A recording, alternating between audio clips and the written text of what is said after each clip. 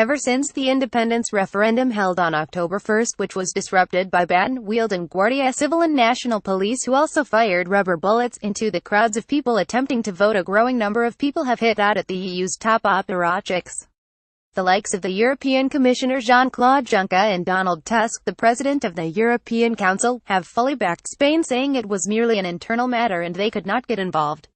Rainer Bonhorst, the former London and Washington correspondent for Westdeutsche Allgemeine Zeitung, has now blasted the EU for its massive lack of democracy. Writing for It.com, Mr. Bonhorst wrote, "The EU itself suffers from a massive lack of democracy. There is a certain logic that the Spaniards are inside the European Union and the British will soon be out of PGD. Carles Puigdemont and Jean-Claude Juncker," he said, "the Catalan rioters end up in jail and their boss, who has fled to Belgium, is being sought with a European arrest warrant. Is that the Europe of today, that we put politically defiant people in jail for years?" Mr. Bonhorst also argued that the EU needed seasoned Democrats such as Britain in the bloc, and it should be Spain that should be leaving. He said the Spanish should voluntarily leave the European Union and the British should stop their nonsense with Brexit and simply stay. Wednesday, July 26, 2017, European Commission President Jean-Claude Juncker greets EU Commission Chief Spokesperson Margaritas Sheen as the EU itself suffers from a massive lack of democracy. Rainer Bonhorst therefore speaks it instead of Brexit. The EU needs seasoned Democrats. Europe can do without buffaloes that rush towards each other with lowered heads. Mr. Bonhorst is among a growing band of critics who have attacked what they perceive as the complete lack of democracy within the EU institutions. Dr. Mark Wolfram, writing in the Financial Times recently, said that the European leaders were still haunted by events in Yugoslavia and the role they played in its destruction. He wrote, "The European project was founded on trying to overcome the violent competition among its various national communities.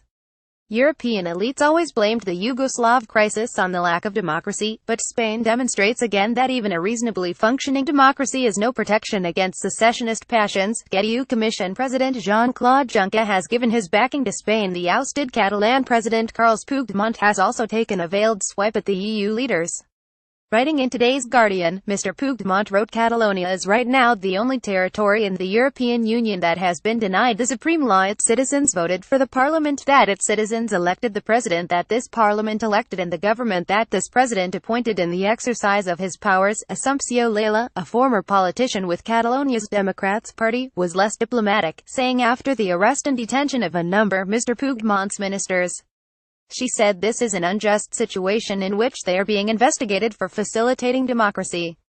Of ousted Catalan President Carles Puigdemont is currently in Belgium. "We don't understand how Europe can look away from democracy." The EU has also come under fire from Russian Foreign Ministry spokeswoman Maria Zakharova, who posted on her Facebook page, "Is this the Europe that wants to talk to us about the Crimea referendum and upholding rights?" And political commentator Alexei Marnev, who monitored the Catalan independence vote, said it was a paradox. EU officials had criticized former Ukrainian President Viktor Yanukovych for using the same brutal methods Spanish police used against voters in Catalonia.